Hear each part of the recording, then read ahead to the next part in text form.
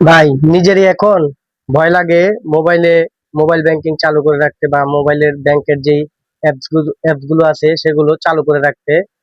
বর্তমানে যেই দিনগুলো পড়ছে সেই দিনগুলোতে দেখা যাচ্ছে যে মোবাইল ব্যাংকিং এর মাধ্যমে বা মোবাইলে যে অ্যাপস গুলো আছে সেগুলো বিভিন্ন প্রতারণার মাধ্যমে আমাদের থেকে সেই টাকাগুলো কিন্তু প্রতারক চক্র কেটে নিয়ে যাচ্ছে।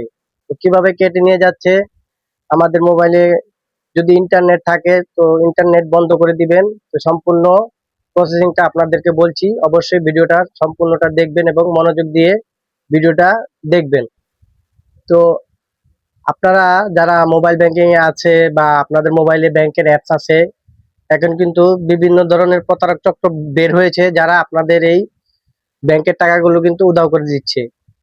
তো প্রথমে আপনাদের কি কাজ করতে হবে, আপনারা যদি দেখেন আপনাদের মোবাইলে কোনো উল্টাপাল্টা বিহেভ করছে বা জিনিস দেখাচ্ছে বা কোনো লিঙ্ক আসছে, তো আপনারা প্রথমে কি করবেন, আপনাদের যেই মোবাইলের ডাটা কানেকশন বা ইন্টারনেট কানেকশন সেটা বন্ধ করে দিবেন।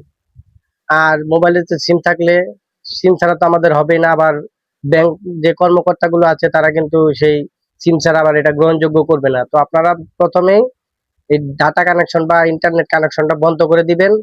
তো বন্ধ করে দেওয়ার পরে তারপরে দেখুন আমাদের যে মোবাইল ব্যাংকিং গুলো আছে সেই ব্যাংকিং গুলোর মাধ্যমে কিন্তু বা আমাদের ফেসবুকে যেই বিভিন্ন অ্যাড দেয়, অনেক প্রতারক চক্র আছে, এখানে দেখবেন যে ফ্রিতে আপনি টিভি চ্যানেল দেখতে পারবেন মোবাইলে। তো আমরা কি করি, আমরা বাঙালি, তো আমরা কি করি, আমরা বাঙালি, তো আমরা ফ্রিতে সবকিছু নিতে পারলে তো বাঁচি।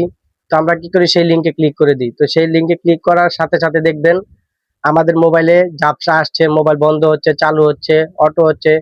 তখন কি করবে, এই প্রতারক চক্র আপনাদেরকে একটা মেসেজ দিবে, ফেক মেসেজ দিবে। তো সেই ফেক মেসেজটার মাধ্যমে আপনাকে জানাবে আপনার ব্যাংকের যে টাকাগুলো আছে সেগুলো কেটে নেওয়া হচ্ছে। তখন আমরা কি করি, আমরা সেই ভয় পেয়ে তো দ্রুত সেখান থেকে বের হয়ে যে মোবাইল অ্যাপস আছে সেগুলোতে আমরা পাসওয়ার্ড দিয়ে লগ ইন করি।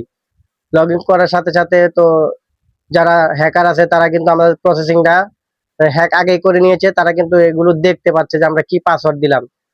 পাসওয়ার্ড দেওয়ার সাথে সাথে তারা কিন্তু আমাদের এই অ্যাকাউন্টের টাকাগুলো কিন্তু হ্যাক করে সে পাসওয়ার্ড দিয়ে টাকাগুলো অন্য একটা অ্যাকাউন্টে ট্রান্সফার করে নিয়ে যায় এবং সেখান থেকে খুব দ্রুত টাকাগুলো উঠিয়ে নিয়ে নেয়।